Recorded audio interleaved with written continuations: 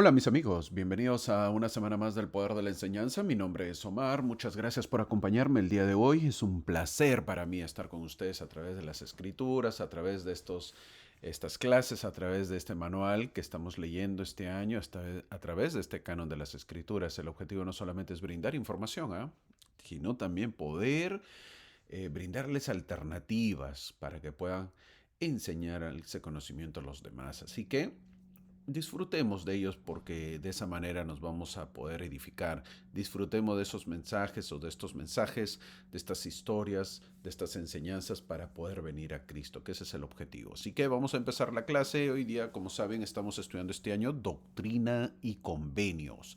Ya estamos en el mes de mayo. 5 meses ya está pasando en este año 2025. Como saben, estamos estudiando Ven, sígueme de la Iglesia de Jesucristo de los Santos de los Últimos Días. Ya estamos en el episodio 19 y creo que ahora pues no veo ningún comentario que se han perdido. Eso indica que el poner este episodio les ayuda para poder encontrar de repente los videos o cuando se suscriben lo pueden leer de esa manera. Esta clase vamos a ver solamente una sección. La sección 45 es un poco larga la sección, por la que el manual indica que estudiemos solamente una sección en esta clase. Así que creo que va a ser fácil, vamos a poder aprender, leerlo y sobre todo que nos quede pues un poco de la enseñanza, que ese es el objetivo, ¿ok? El título de la clase, como saben, es Se cumplirán las promesas. Ese es el título de la clase basado en Doctrina y Convenios 45-35. Y les dije, no os turbéis, porque cuando todas estas cosas acontezcan, sabréis que se cumplirán las promesas que os han sido hechas. Fin del versículo. Día de poder estar felices, de poder estar alegres hoy día, porque las promesas que hemos leído, que hemos escuchado, que nos han dado en el templo, todas las promesas de Dios que dice, se cumplirán. Sí, mi hermano, sí, mi hermano, sí, mi hermana, sí, mi amigo, mi amiga. No hay una sola promesa de Dios que no se cumplirá. Habrá llegado el momento que toda la humanidad sabrá. Para muchos las promesas esperadas y para muchos días de angustia y dolor. Así que el título es precioso, se cumplirán las promesas. Muchos esperan ya que se cumplan las promesas. Sí, hermano, he llevado una vida buena, entonces yo necesito, deseo, anhelo que se cumplan esas promesas. Qué bien, me alegra, te felicito, mi amigo, mi hermano. Eso es muy bueno y espero que todos tengamos esa meta de que se cumplan las promesas que nosotros hemos recibido. Muchos, y creo que la mayoría, desean las promesas sobre todo de poder volver a encontrarse con sus seres queridos. Esa es una promesa que muchos lo desean. Si tú le preguntas a cualquiera, te va a responder eso, ¿verdad? Ya sea miembro de la iglesia o no miembro de la iglesia. ¿Cuál es la promesa que tú deseas? ¿Qué es lo que deseas cuando te enteres o cuando estés en el otro lado o en el otro lado? Ver a mis seres queridos, a mis padres, a mis hijos, a mi familia, a los que he perdido, encontrarme con ellos. ¡Qué bien! Qué bueno, y pasas a poder saber de que esas promesas se van a cumplir. Aunque déjame decirte, no es que yo no quisiera disfrutar estas promesas, pero si todos pues han tenido una vida ordenada, una vida correcta, una vida de obediencia, pues todos verán cumplirse las promesas. Pero si hay por ahí un esposo, una esposa, un hijo, una hija, un papá o una mamá que no ha tenido esa vida, déjame decirte que la promesa también indica mal para esa persona que no ha sido obediente. Así que ahí es donde pues veremos el sufrimiento o podremos ver la alegría de cada uno, pero de que se cumplirán las promesas de Dios dadas a las personas. Así que vamos a ver esta sección número 45, la cual no es muy larga, así que yo creo que lo podemos leer prácticamente toda la semana y analizarlo y marcarlo y sobre todo poder recordar algunos versículos. La vez pasada conversé con un amigo que mira los vídeos y me dice que no se le queda cuando lee o cuando escucha este vídeo, este podcast, me dijo, hermano, pero usted habla y ya cuando termina no se me queda. Y le digo, ¿y cuántas veces lo escuchas? Una. Pues escúchalo dos, escúchalo tres, escúchalo cuatro veces. Si no estás pagando nada, es gratis. Aprovecha. Lo puedes retroceder, lo puedes avanzar, o ya terminó una vez, lo escucho otra vez, vuelvo a escuchar otra vez. Puedes escuchar las veces que gustas, mi amigo. Eso es lo bonito de esto, ¿verdad? Uno ya está grabado y no entendiste la primera, pues a la segunda. Y si no entendiste la segunda, a la tercera y así sucesivamente. Entonces, hay para poder disfrutarlo como uno desea. Esta sección, la sección 45, empezaremos viendo como siempre la historia. ¿Ok? Porque esto nos nutre. La historia nutre nuestro espíritu y uno lo entiende mucho más de qué se trata y por qué se dio la sección. Vamos a empezar diciendo que José Smith o Joseph Smith compró una versión de King James de la Bible o de la Biblia. Cuando digo King James de la Biblia, él compró José Smith en español, viene a ser King, el rey, y James Santiago es la versión del rey Santiago de la Biblia. ¿Y dónde lo compró? En la librería de Egbert Grandin en Palmira, Nueva York. ¿Por qué hago esta aclaración? Porque en español, esto también ya lo he mencionado, pero bueno, si no me siguen esto lo mencioné cuando enseñé el Antiguo Testamento. En español, nosotros, los que leemos y hablamos español, tenemos la Biblia de la versión de Reina Valera.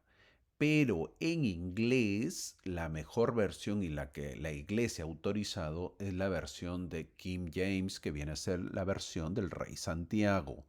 No viene o no está de Reina Valera. Por lo tanto, las versiones varían, pequeñas, pequeñas, pero varían.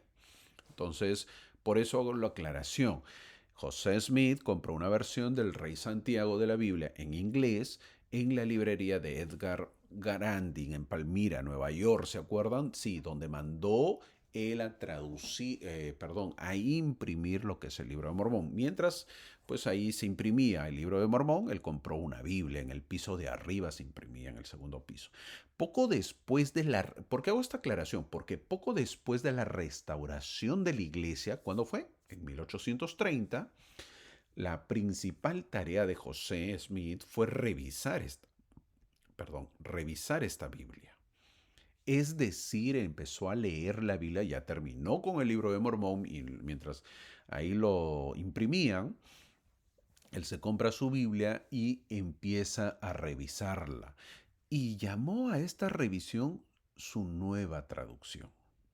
Él dijo, no, hay cosas que hay que ir corrigiendo, traduciendo como debería ser. Él comenzó con Génesis y recibió por revelación gran parte de las escrituras restauradas, incluyendo el libro de Moisés, que ahora pues eso se encuentra en la perla de gran precio. El libro de Moisés, tal como lo ven ahí en la imagen, el libro de Moisés, tal como lo vemos, dice que lo hizo entre junio de 1830 y febrero de 1831. Prácticamente se demoró como unos 8 meses, ¿no? Junio de 1830, después que se restauró la iglesia, hasta el año siguiente en febrero.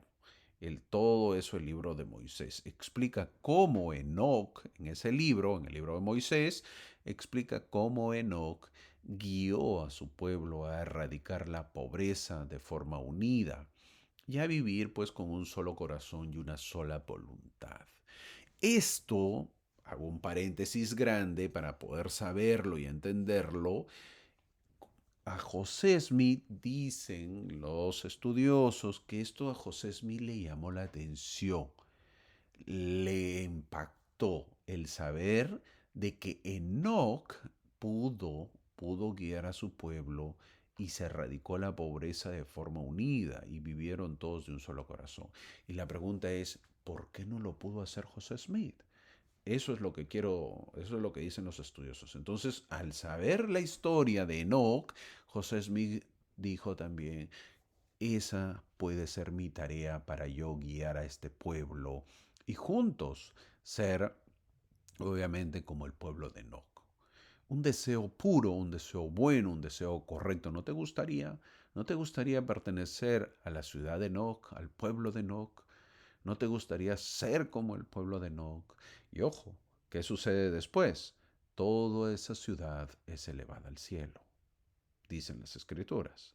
Entonces, uno de los objetivos que se traza José Smith no está escrito, pero parece que eso fue el deseo que él tenía de ser como Enoch y guiar a su pueblo y formar una nueva congregación nueva de un solo corazón, un solo amor, una sola voluntad.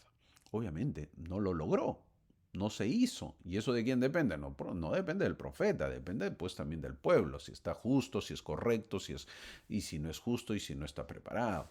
Así que un poderoso deseo y bonito deseo, ¿verdad? Pero obviamente hubo muchas trabas y siempre las va a haber. ¿Ah? No, no es tan fácil, no es tan fácil. Entonces imaginamos que para marzo de 1831 José se abría paso con dificultad a través de las partes menos convincentes del Antiguo Testamento, porque empieza a leer pues lo que es el Antiguo Testamento y no es fácil, y él se va dando cuenta que le faltan partes, se mantiene despierto mientras leía sobre quién engendró a quién, porque hay bastantes partes cuando uno lee pues Génesis, que no engendró a tal y tal engendró a tal y tal, y así sucesivamente, ¿verdad? Y eso obviamente como que cansa y José Smith pues va entendiéndolo poco a poco si tiene significado o no. Así es el Antiguo Testamento. Por otro lado, la vida que llevaba José no era fácil. Y en ese momento había mucha oposición. Siempre tuvo oposición su vida. No fue una vida pues, entre comillas, decir, tan agradable. Si uno se da cuenta, la vida que tuvo José Smith siempre fue vivir al filo de la ley, se podría decir, ¿verdad? Porque, y él no es que incumpla la ley, sino que siempre, eh, se podría decir, vivir a al filo del Evangelio. ¿Por qué? Porque él, un ejemplo, va a sacar las planchas y ya tiene oposición. Ya la gente quiere las planchas. Ya la gente lo está buscando. Ya la gente dice, es oro. Y quieren oro puro. Dice, hay un video que dice así, ¿no? La gente quería, pues, por lo material. Luego, a José Smith, pues, se da cuenta que restaura el Evangelio y hay muchos que lo detestan. ¿Por qué? Porque está jalando la membresía y sus organizaciones o congregaciones pues van perdiendo gente. Entonces eso es un malestar para la gente de tal manera que muchos lo golpean, lo insultan, lo maltratan a José Smith y a su familia y a los nuevos conversos. Entonces todo el tiempo él vive así. ¿Es bonito vivir así? ¿A quién le gusta? No, ¿verdad? Por lo tanto, pues la vida del profeta no es tan fácil. ¿Ah? No, no, no, no fue fácil. Y eso a veces no se menciona. Y solo con el propósito, pues, de por qué era el profeta. ¿Por qué era el profeta? Entonces no fue fácil, había mucha oposición. La historia de José dice, informes falsos, mentiras e historias insensatas se publicaron en los periódicos y circularon por todas partes para impedir que la gente investigara la obra o abrazara la fe.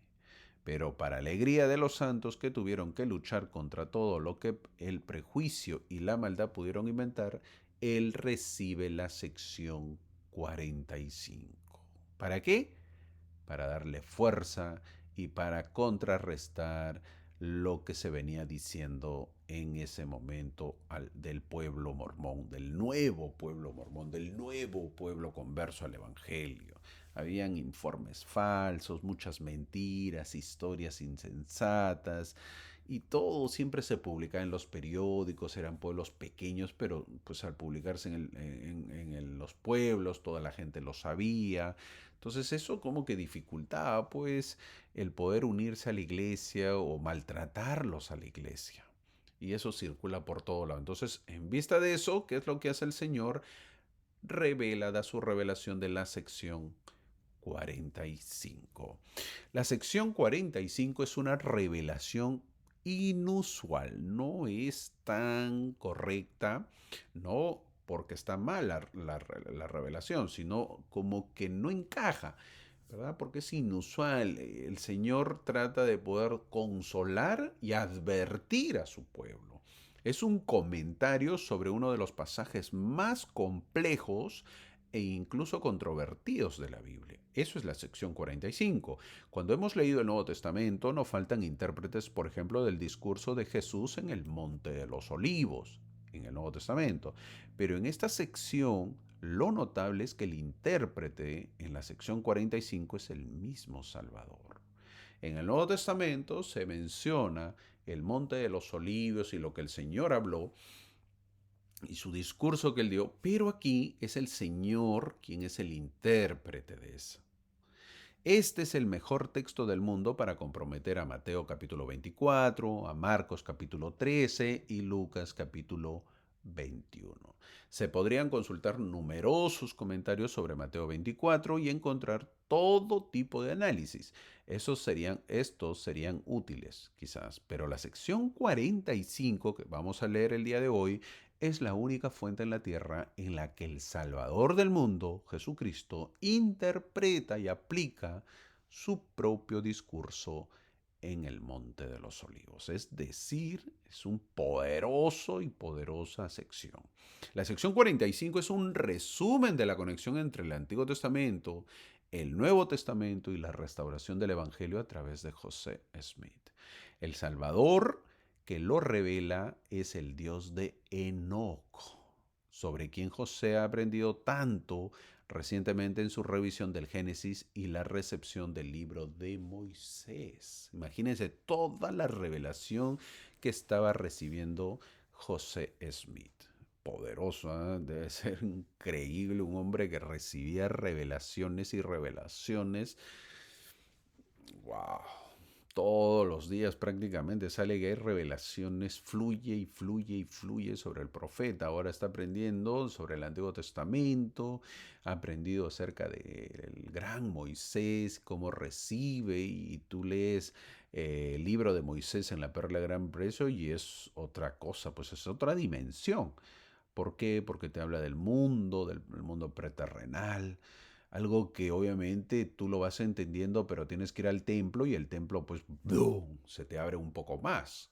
Eh, Hago aquí aclaración, por cierto, si has visitado el templo, eh, eh, quisiera, esto es un break, ¿ok? Un paréntesis aparte. Si has visitado el templo, eh, disfrútalo, entiéndelo, tómate tu tiempo siempre en entenderlo. Las sesiones van cambiando un poco y a veces la vez pasada me hicieron una pregunta, hermano, ¿y por qué cambian? ¿Por qué? Es más, la vez pasada salió, y eso no es, yo lo que menciono es porque se puede mencionar, ¿ah? Yo no menciono porque, hermano, no diga eso, que lo excomulgan, hermano, eso está prohibido. No, yo digo porque ya se publicaron en sitios oficiales de la iglesia, entonces por eso lo menciono. Entonces me preguntaron, por ejemplo, acerca de las investiduras que uno usa, de los garments, o de la ropa del templo que uno usa. Entonces, ¿por qué ha ido cambiando y por qué va a cambiar? Sobre todo para las hermanas. Y eso me hace acordar cuando uno lee un poco la historia de la iglesia.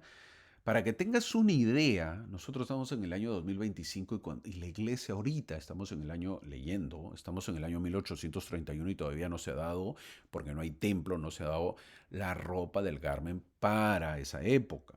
Pero cuando se dé, si tú miras las películas, no de la iglesia, sino de todo el mundo, cómo se vestía la gente, para que tengas una idea, el garmen o la ropa era desde, toma nota, desde los tobillos queda pues encima de tu pie, ¿verdad? Desde ahí hasta, eran enterizos, hasta te cubría hasta la muñeca de tu mano. ¿Dónde queda la muñeca? Pues donde termina mi mano, ¿verdad? Termina mi mano, ahí queda la muñeca, hasta ahí.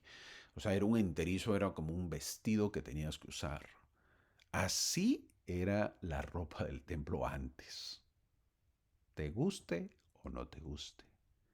Ahora, si tú te das cuenta, toda la gente usaba pues manga largas y toda la gente usaba vestidos o ropa pues que llegaba hasta el suelo prácticamente. Si tú no te vayas muy lejos, ya que eres una persona adulta, debes haber visto, por ejemplo, la familia Ingalls, que narra pues una familia americana de esa época prácticamente y cómo andaba pues la gente, ¿verdad? Con esas ropas, faldas tras faldas o vestido tras vestido, y no enseñaban. Era esa época.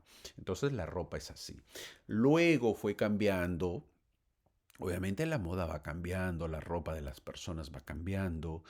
Hay que entender que los varones al comienzo no se usaba corbata en los varones. Tú no lo vas a ver nunca a José Smith con una corbata o al presidente Brigham Young con una corbata.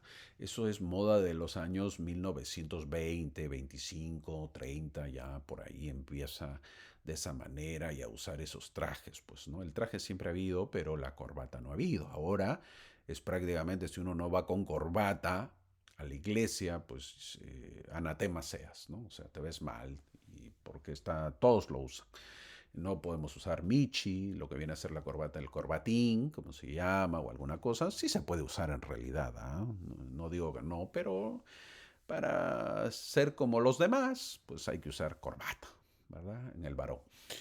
Y camisa blanca. En las mujeres ha ido cambiando esta ropa y obviamente conforme ha ido pasando la moda, pues las faldas ya subieron un poco hasta la rodilla y pues ha ido cambiando la ropa y así sucesivamente. Ahora pues en estos años también se ha cambiado otra vez el garment para las mujeres porque la moda a veces incomoda, pero la moda es moda y obviamente pues no podemos estar como tampoco a la antigua, ¿verdad? No podemos estar un poco a la antigua. Hace un tiempo, otra vez hago otro paréntesis, hace un tiempo pude ver a un grupo de gente, casi jóvenes, sí, no digo casi, eran jóvenes, prácticamente eran jóvenes, jóvenes y jovencitas, de la iglesia reorganizada que viene a ser la comunidad de Cristo. Sí saben, ¿verdad? Que nosotros somos la iglesia restaurada, que viene a ser la iglesia de Jesucristo de los santos de los últimos días. Y M. Smith se fue con su hijo y formaron otra iglesia que viene a ser la iglesia reorganizada, así se llamaba al comienzo, y luego fue llamada la iglesia de la comunidad de Cristo, así se llama hasta el día de hoy. Ya lo he comentado muchas veces, muchas veces. Así que si ahorita te resulta una novedad, tendrías que ver los videos anteriores. Entonces yo vi a esos jovencitos y jovencitas de la otra iglesia y de verdad estaban vestidos como esa época. Entonces yo los quedé mirando y me llamó la atención. Me llamó la atención, eran todos altos, ¿verdad? Casi jovencitos, pues de 16, 17 años y todos vestidos como esa época. Entonces, como que llamarías mucho la atención, ¿verdad? Y te verían mal, pues eso no llama la atención, eso no se vive un poco el evangelio. Eh, en lugar de llamar, le alejas, ¿verdad? ¿Por qué? Porque los tiempos han ido cambiando, la gente quiere pues vivir en tu época, pero ¿y por qué no vivir el Evangelio? Sí se puede vivir el Evangelio. ¿Es difícil? Sí, es muy difícil, pero eh, de esa manera se quiere, pues no se quiere. Imagínate decirle a un jovencito, mira, tienes que usar falda larga, como esa época, como en los años 1800. Papá, ¿sabes qué? No quiero ir a la iglesia. Pues. Me rebelo. No, vas. Ok, iré a regañadientas. Cumplo 18 años y me voy de tu casa. Y no dicen ni siquiera me voy. Me largo de tu casa y me largo de tus principios y goodbye. Entonces, en lugar de acercarlo, sería un alejamiento terrible.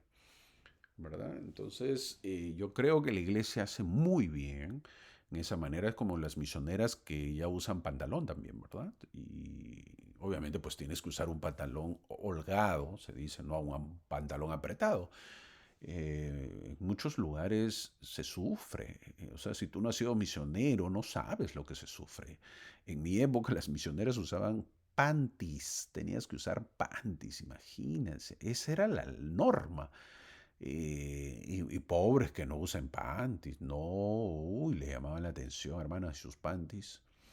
Tenía que usar panties en pleno verano. Wow. Era pues un sufrimiento, ¿no? Para la pobre hermana. Encima que esas panties pues siempre se jalan un poquito y ¡bum! Se corren, ¿no? Entonces tenían que comprar panties, ya estaban con huecos, se veía feo. Ahora hay un poco más, ha ido mejorando. Entonces, eh,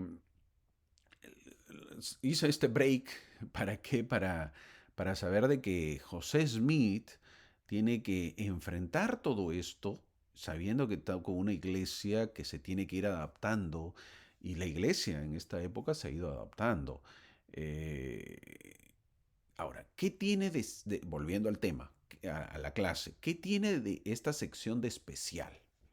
¿Verdad? ¿Qué es lo que tiene? Bueno, la sección 45 entrelaza, como dije, las dispensaciones de Enoch, el Salvador y sus apóstoles, y el cumplimiento de los tiempos. La iniquidad abrumadora y las calamidades inminentes son temas comunes en cada una. Siempre los justos son minoría, inferioridad numérica, buscan seguridad, paz y refugio. En otras palabras, buscan Sion. Y como lo mencioné, José Smith pues desea que su pueblo sea como Sion, sea como la ciudad de Enoch, sea como el pueblo de Enoch, o sea, sea la nueva Sion. Lamentablemente es complicado, no es fácil y no lo pudo hacer. No lo pudo hacer. La sección 45 da coherencia al pasado, al presente y al futuro. En ella se ven los planes y propósitos del Señor cumpliéndose. La sección 45 podemos saber de guerras, catástrofes, tiroteos, secuestros, robos, asesinatos, todo lo que procederían inmediatamente a la segunda venida del Salvador, algo que ya estamos viendo. Está pasando esto ahora. La pregunta es, ¿por qué ya va a suceder la segunda venida? Y la respuesta es no. Todavía no va a suceder la segunda venida. Hermano, ¿y usted cómo sabe? Pero como santo de los últimos días, deberíamos decir, ¿no sería maravilloso si así fuera? Que ya suceda la segunda venida mañana, pasado o traspasado, o las próximas semanas. Sería maravilloso, ¿verdad? ¿O no? ¿O todavía no quieres? Dígame, cuéntame, mi amigo. ¿Desearías que su segunda venida, la venida de Cristo, ya sea mañana, pasado? ¿Estás listo? ¿Estás preparado para pararte al frente y recibirlo? ¿O todavía quieres esperar? Hermano, todavía el año pasado no pagué diezmos. Tengo problemas con la palabra de sabiduría, con otras leyes, etcétera, etcétera, etcétera. Bueno, pues, bueno, pues, pongámonos, pongámonos en orden. Doctrina y Convenios, la sección 45, se recibió en una época en que los santos experimentaban una creciente oposición. Como ya lo mencioné, José Smith registró posteriormente en su historia lo siguiente, y lo voy a leer textualmente. En esta época de la iglesia se publicaron en los periódicos muchos informes falsos, mentiras e historias insensatas que circularon por doquier para impedir que la gente investigara la obra o abrazar a la fe. Un gran terremoto en China, presta atención en esto, un gran terremoto en China que destruyó entre 100 y 200 mil habitantes, fue ridiculizado en algunos periódicos como, miren, eso pasó y en Estados Unidos los periódicos donde estaban la iglesia dijeron el mormonismo en China como una catástrofe. Así lo decían. Terrible, ¿verdad? Así dijo José Smith. Eso está pues en el José Smith Historia en el volumen 1, página 104, si lo quieres leer. Fin del comentario. Es decir, los opositores decían así, mormonismo en China, que indicaba que el catástrofe llegó a la China. Así veían a los mormones en ese entonces, como la catástrofe. ¿Mm? Terrible, ¿verdad? Mira qué tal comparación. También debemos saber que en la revelación de la sección 45 el Señor le indica a José que cambie su enfoque y comience la traducción del Nuevo Testamento. Los discípulos de Cristo de todas las épocas han sentido una fascinación especial por los últimos días. A muchos les encanta, les llaman la atención, ¿y cómo será? Y eso está muy bien. Y la venida del Salvador, pues en su gloria. Esta sección es conocida como ¿cómo qué? Como el gran día del Señor. Lo que pasará, lo que sucederá en algún momento. Ahora, durante el invierno de 1835, la iglesia se vio sometida a un ataque particularmente fuerte por parte de sus detractores. El desánimo era grande. Mucha gente tenía miedo en unirse. Se unían y obviamente pues los maltrataba la gente. Entonces obviamente que hay gente que dice, mejor evito y no me uno. Al igual que la preocupación por el futuro de la iglesia también. La gente estaba preocupada, decía, "Ey, ¿y esto cuándo va a pasar?". Entonces, el 7 de marzo de 1831, el profeta José Smith recibió una revelación que sirvió para reforzar pues, la fe de los santos que iba decayendo. La revelación mostraba que Dios era muy consciente de la difícil situación de su iglesia y más. Subrayó que el tiempo, tanto el presente como el futuro, eran plenamente conocidos por Dios y estaban bajo su control. El Señor sabía lo que estaba pasando, se me está desanimando la gente, tengo que fortalecerlos y tranquilos, le dice el pueblo, ¿no? Es lo que vamos a ver en la sección 45. Yo tengo el control de todo. A medida que los santos fueran obedientes, llegarían grandes bendiciones. También les dicen, ¿no? O sea, hey, cumple y vas a recibir bendiciones. Esto incluiría la revelación de la sabiduría y las promesas compartidas con Enoc y sus hermanos, así como la plenitud de la profecía compartida con los 12 apóstoles del Señor que revelaron los principales acontecimientos hasta el fin de los tiempos. La mayor parte de esta revelación demostró esto, que los acontecimientos de los últimos tiempos. El Señor empieza, ahora sí entramos a la clase, entramos a la sección, empieza esta sección dando confianza a sus nuevos integrantes. Les dice, escuchad al que puso los fundamentos de la tierra. Es decir, miren, lo que les sucede a ustedes no es nada. Tranquilos, yo soy Dios, estoy con ustedes. No tengan miedo, yo puse los fundamentos y también los puedo quitar. Así que tranquilos, mis hijitos. Ahora, si están titubeando como los miembros de la iglesia en el año 2025, entonces dijo Jesús, tengan cuidado porque el verano habrá pasado y la siega, es decir, la cosecha, habrá terminado. Cuando estemos ante Dios no hay una sola persona en el mundo que no va a querer entonces ser un miembro fiel, devoto, entusiasta y trabajador de la iglesia. En ese momento vamos a querer ser miembros 100% fieles y dignos. Y si no somos así, entonces se dirá, la cosecha ha pasado, el verano ha terminado y vuestras almas no se han salvado. El mismo Jesús nos dice que lo escuchemos, porque es nuestro abogado ante el Padre, dice el versículo 3. Mi amigo, debes saber a estas alturas que ante el Padre, cuando sea el juicio final, necesitaremos un abogado, y uno buenísimo, porque es nuestra alma la que será juzgada. Adivina qué, el único y mejor abogado está dispuesto a ver tu caso, a interceder por ti, mi buen amigo, mi buen hermano. Es Jesucristo el único que tiene los títulos y el único que tiene la autoridad de pagar nuestro delito cometido. ¿Todavía estás pensando en no tener fe? ¿Todavía dudas? Ten cuidado. ¿Todavía no crees? Ten cuidado. Estás a tiempo, mi hermano, de poder creer porque lo vas a necesitar en ese momento. Cristo nos dice que se interpondrá ante nosotros. Es el único con autoridad que puede hacerlo y pedirá perdón por nosotros, dice el versículo 5 que ya está marcado. Ese es el momento donde vamos a creer recién o le diremos, Señor, Siempre he creído en ti. Intercede por mí, por favor. El versículo 6 lo dice, no endurezcáis vuestros corazones. Tenemos que decidirnos ya, mi amigo. No podemos dejar pasar el tiempo en la incredulidad. El tiempo avanza y pasa y nosotros seguimos dudando de nuestra fe. Ahora, si quieres razonar con el Señor, bueno, estás invitado. Te hago recordar que de todas las conversaciones que ha tenido, nunca ha perdido un debate. ¿Quieres ser el siguiente? Bueno, pues conversa con el Señor para que tú mismo te des cuenta.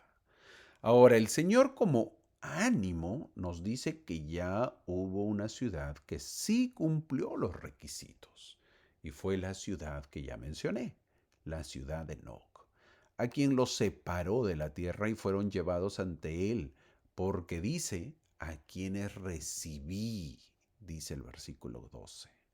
Fue una ciudad que se desarrolló a partir de la paz que comenzó en el corazón de los individuos al vivir según los preceptos del Evangelio.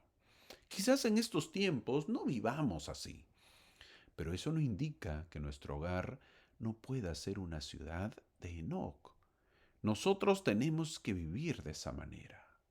El Señor también les dice en el versículo 17 que ellos consideraban un cautiverio el mundo de los espíritus, por la larga ausencia de estar separados el espíritu del cuerpo. Fue terrible para ellos no saber qué pasaría. Esperaban en el mundo de los espíritus que el Señor los liberte, que el Señor los libere. Y eso hizo cuando los visitó, cuando fue al mundo de los espíritus y sucederá también cuando ocurra la resurrección, la reunión del espíritu con el cuerpo. Por lo tanto, amemos nuestro cuerpo, cuidémoslo, porque algún día lo dejaremos y no sabemos por cuánto tiempo. Pero recién es allí donde lo valoraremos. No podremos hacer muchas cosas con el espíritu, porque necesitaremos el cuerpo. El versículo 19 se habla de la destrucción del pueblo judío. Cambia el Señor esta sección y habla de la destrucción del pueblo judío. Y esto ocurrió. ¿Cuándo ocurrió, hermano? En el año 70 por los romanos. Fue algo terrible donde los romanos no tuvieron piedad de los judíos. Primero los mataron de hambre y luego a los que quedaban vivos los asesinaban o prendían fuego, así como los colgaban en cruces, tan igual como crucificaron a su Mesías. La historia dice que más de 1 millón, toma nota, 1 millón de judíos murieron en esa matanza. Y cerca de 97.000 judíos, casi 100.000, fueron esparcidos por Roma. El versículo 20 habla del templo también que será derribado, su gran templo. Luego que acabaron con la gente, el pueblo romano, demolieron la ciudad de Jerusalén y su templo, dejando algunas torres o paredes para demostrar al mundo cómo Roma los conquistaba y los sometía. Fue terrible esos momentos para el pueblo judío. Bueno, supongo que has visto esto por las imágenes o en la televisión. Es un muro, pero es conocido como el Muro de los Lamentos, al que los judíos visitan el día de hoy. Es un sitio religioso de suma importancia para el judaísmo, ubicado en la ciudad vieja, pues, de Jerusalén, siendo el vestigio más importante del segundo templo de Jerusalén, ya destruido por los romanos. ¿Cuándo? En el año 70 después de Cristo, prácticamente 35 años más después de la vida de Cristo. Lo único que queda, ¿sí? Un muro del templo. No queda más. Y es ahí donde se reúnen. Acá se puede ver mejor, las fotos son de internet, así que ustedes también lo pueden buscar. En ese entonces el general Tito, así se llamaba, que era romano, que comandaba las legiones romanas, dio la orden para que dejaran este muro para que los judíos tuvieran pues su amargo recuerdo. Sí, dijo, para que lo recuerden amargamente de que Roma había vencido a Judea. De ahí pues el nombre de, ¿cómo lo llaman ahora? El muro de las lamentaciones. ¿Verdad? ¿Por qué? Porque ahí había el templo, imagínate el poderoso templo construido y ahora pues hay un muro. Es lo único que hay. No puedes construir. Lo curioso, ¿ah? Esto es parte ya es parte de la historia. No puedes construir ahí el templo. No, no se puede. ¿Por qué? Porque donde vas a construir, todo eso le pertenece a los musulmanes. Qué terrible. Y tienes que construir un templo. ¿Cómo hacerlo? Veremos qué sucede con los años correspondientes. Y lo que sucede pues más adelante. No se sabe lo que sucederá, pero ahí se tiene que construir un templo. Y los musulmanes no quieren. Qué dilema, qué problemas. Bueno, pues por eso hay tantas guerras, ¿verdad? Sigamos. La historia dice que en el año 70 después de Cristo el pueblo judío fue eliminado y esparcido por toda Roma y diversos países que el Imperio Romano había conquistado. Muchos judíos vivían en Europa hasta que ocurrió la Primera Guerra Mundial y se establece pues a Palestina como una patria para el pueblo judío y empieza la inmigración judía en varios años. La Segunda Guerra Mundial aceleró la inmigración por todo el sufrimiento que estaba pasando los judíos en Europa. Eso es lo que dice el versículo 25, que serán recogidos de nuevo. Luego habla de que se oirá de guerras y rumores de guerras. En estos tiempos se oye siempre de las guerras, dice el versículo 26. Sin embargo, nosotros como santos de los últimos días, siempre lo he mencionado, deberíamos ser los más optimistas y los menos pesimistas. Sabemos que pasará, así que seamos optimistas. No dejemos que nuestros corazones en estos tiempos fallen a causa del miedo. Un sud santo de los últimos días tiene que ser pues un hombre de fe, un santo de los últimos días tiene que ser una mujer de fe, que levante la mano la persona a ver que piense que es inmortal, que levante la mano. ¿M? El inmortal, alguien que piense que es inmortal. Creo que nadie va a levantar la mano, pero pareciera que fuésemos inmortales porque cuando fallece un familiar nos ponemos a llorar inconsolablemente. Y eso deja mucho que desear de nuestra fe. Sí, el llorar inconsoladamente hace que tu fe pareciese que se derrumba o que cada vez va desapareciendo. Yo no digo que un santo de los últimos días no debe llorar por la pérdida de un familiar, un ser querido, pero un lloriqueo inconsolable por días, por meses, eso no puede ser para un hombre de fe, una mujer de fe. ¿Acaso un santo de los últimos días no sabe que vamos a morir? ¿Alguien? ¿O en la iglesia se enseña que no vamos a morir? Quizás no lo sabemos, mi buen amigo, mi buena amiga. Nos vamos a morir algún día. Todos. Nuestros padres van a morir, nuestros hijos van a morir. ¿Cuántos hermanos tienes? ¿5 hermanos? Bueno, te cuento que un hermano, de los 5, un hermano no verá morir a nadie. ¿Cómo es eso, hermano? Sí, no va a ver morir a ninguno de sus hermanos. ¿Por qué? Porque él va a ser el primero que muera. Y un hermano de los 5 verá morir a todos. ¿Y por qué, hermano? Porque va a ser el último que muera. ¿Sabías o no lo sabías? Así sucede con todos los que tienen hermanos. El versículo 26 dice que el corazón desmayará de los hombres, dice el versículo 26. Esto no puede suceder a un santo de los últimos días. Un sud no puede perder las esperanzas. Tenemos que ser hombres con esperanzas. Esto es verdad. Este evangelio es verdadero. El evangelio de Cristo es real. No dejemos que las dudas nos invadan. Dice este versículo que la gente dirá que Cristo demora su venida.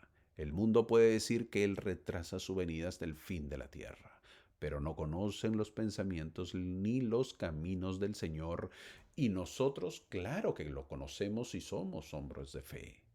Sí, somos hombres de fe.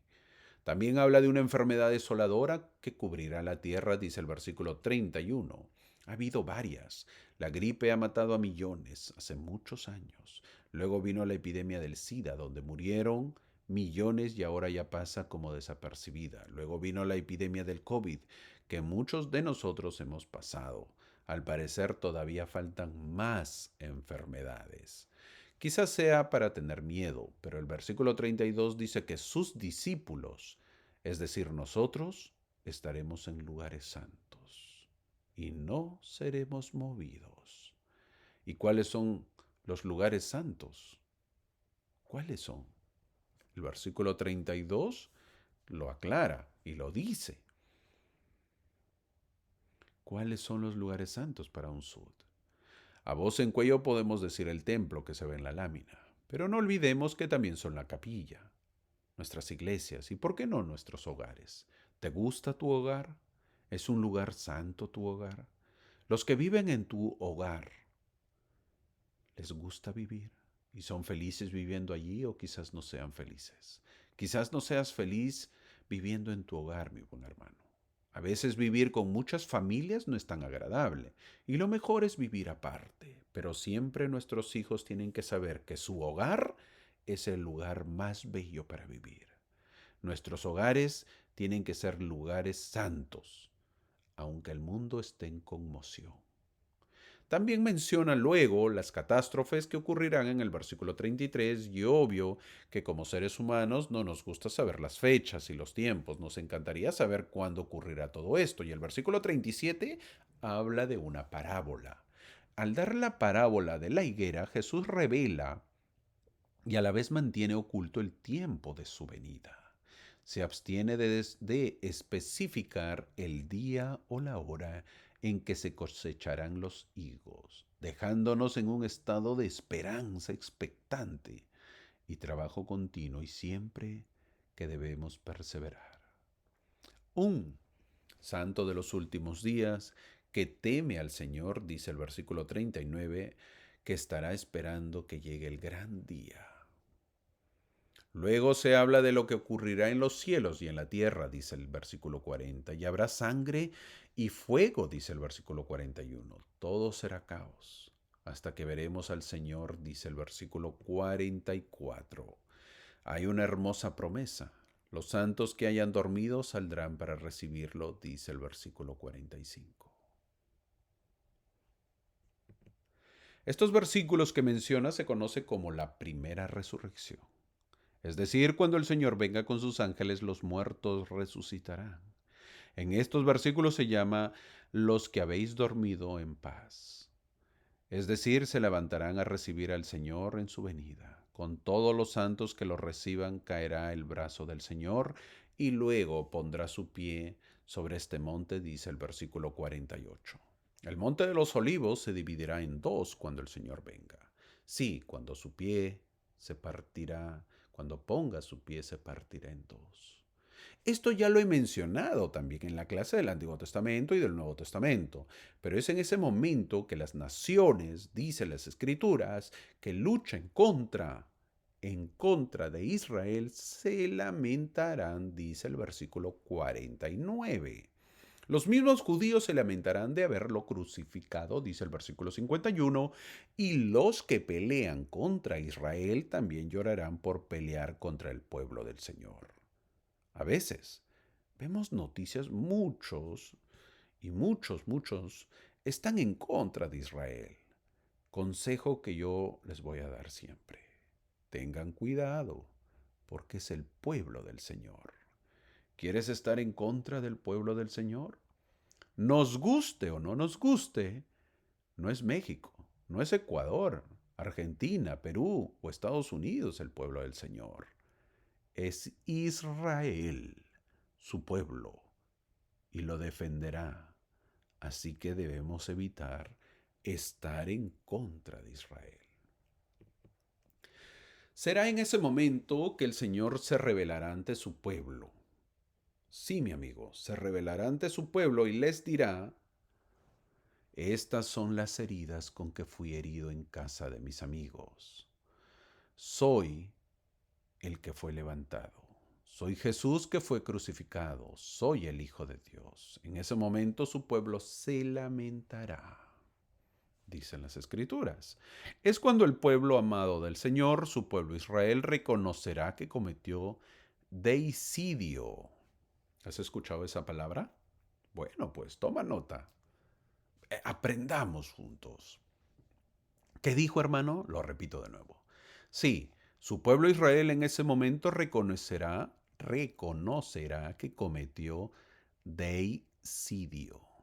toda palabra junta. ¿Qué es deicidio, hermano? Una palabra que no se usa mucho en la iglesia, ¿verdad? Deicidio significa los que dieron muerte a Dios, es decir, a Jesucristo. Es decir, dieron muerte a la deidad. Por eso se llama deicidio. Ahora, el versículo 54 dice algo esperanzador para los que no conocían este plan o este evangelio, debido a que no tenían los mandamientos del Señor. Los paganos serán menos propensos a ser juzgados como malvados, menos que los miembros de la iglesia u otros cristianos que conocían y rechazan los mandamientos. Aunque muchos paganos, es decir, los que no conocen el Evangelio, van a heredar la gloria celestial, pero también debemos saber que serán la excepción y no la regla. Debemos saber y aceptar que en el mundo hay mucha gente buena, y más buenos que muchos de nosotros, o que en nuestro barrio. ¿No sería justo que estos buenos hombres o mujeres no hereden el reino de Dios? Por otro lado, las naciones paganas serán redimidas del diablo, de Satanás, por medio de Cristo, y serán resucitadas en la primera resurrección. En el versículo 57, que se está marcando, dice que los prudentes, los sabios, han recibido la verdad y han tomado el Santo Espíritu por guía. Entonces aprendemos que las personas que están a salvo son las que han tomado el Espíritu Santo como guía y no han sido engañadas. Estos son los que no serán cortados y arrojados al fuego, sino que permanecerán en el día. Una de las metas que debemos tener es poder tener el Espíritu Santo con nosotros, tenerlo a nuestro lado. El versículo 60 habla del Nuevo Testamento. Debemos saber que en ese momento el profeta estaba trabajando en las revisiones inspiradas del Antiguo Testamento, que había terminado. Pero los manuscritos de la traducción de José Smith muestran que el día siguiente, el 8 de marzo de 1831, comenzó su trabajo en el Nuevo Testamento, empezando por el primer capítulo de Mateo. Completó la traducción inspirada de Mateo 24 para septiembre de 1831, es decir, casi un mes se demoró, y se incluyó en las primeras ediciones de La Perla de Gran Precio. Luego el Señor sigue diciendo que se muden, obviamente, que salgan de allí al oeste en el versículo 64. ¿Y por qué? Porque tenían que edificar la nueva Jerusalén. Dice el versículo 66, ¿y cómo será la nueva Sión o nueva Jerusalén? Una tierra de paz, una ciudad de refugio, un lugar de seguridad. Un santo de los últimos días de estos tiempos tenemos que edificar esta Sión en cada uno de nuestros hogares, en cada uno de nuestros países o regiones. Nosotros como pueblo sud tenemos que ser fuertes y tenemos que fortalecernos, y la mejor forma de hacerlo es siendo un pueblo fiel, siendo un pueblo obediente, para que los inicuos digan: no combatamos con los sud, dice el versículo 70, porque sus habitantes son terribles. Así los dicen. Y esa es la meta, que nos digan así. ¿Y en qué manera, hermano? Será terribles en el ayuno, en la oración, por la fe, las buenas obras, por la práctica de los principios de la virtud y la verdad, por sacudirnos libres de las trabas y grilletes del pecado, del egoísmo, del fraude, del engaño, de la torpeza, la hipocresía, del error, la maldad, en todas sus formas. Esto es lo que hará que el pueblo sea poderoso. Será un terror para los impíos a causa de su justicia, y Dios peleará sus batallas. Lo que debemos saber es que llegará el tiempo en que ningún hombre tendrá paz sino en Sión y sus estacas. El versículo 71 dice que los justos serán recogidos de entre todas las naciones y vendrán a Sión. Esta revelación se dio el 7 de marzo de 1831.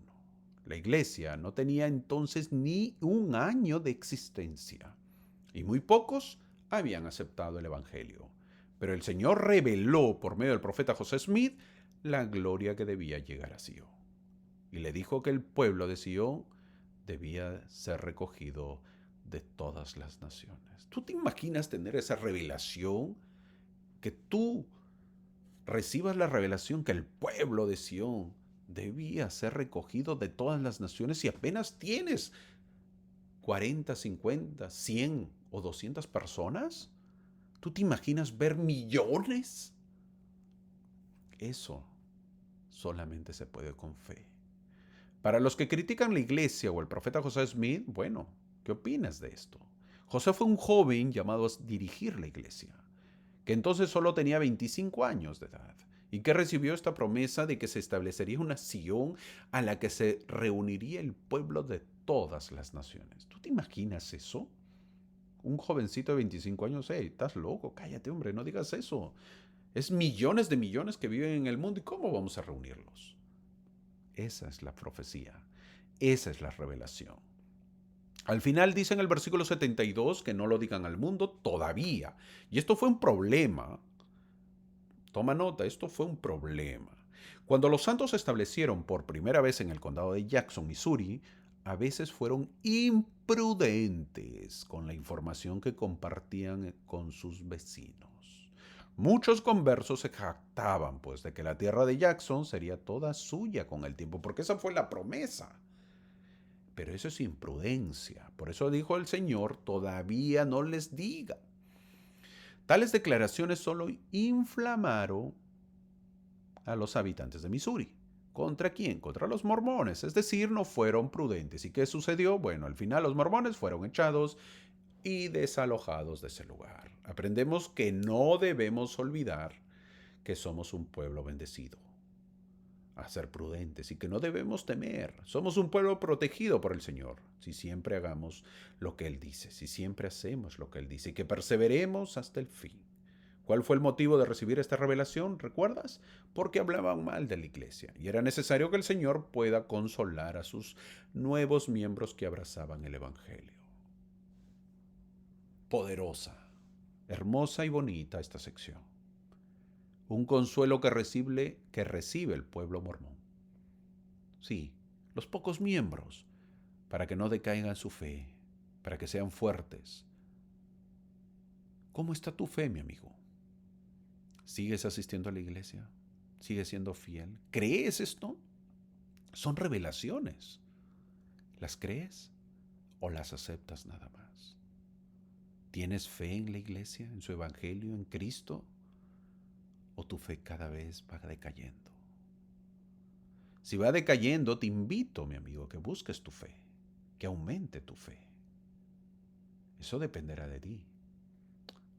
Una de las formas es arrodillarse y pedir a Dios: Padre, permite que tu siervo aumente su fe.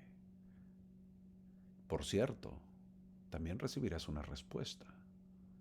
Haz tu parte, lee las Escrituras, anda a la iglesia, trabaja en la iglesia, anda al templo, obedece los mandamientos, inclina tu cabeza ante mí, te dirá el Señor.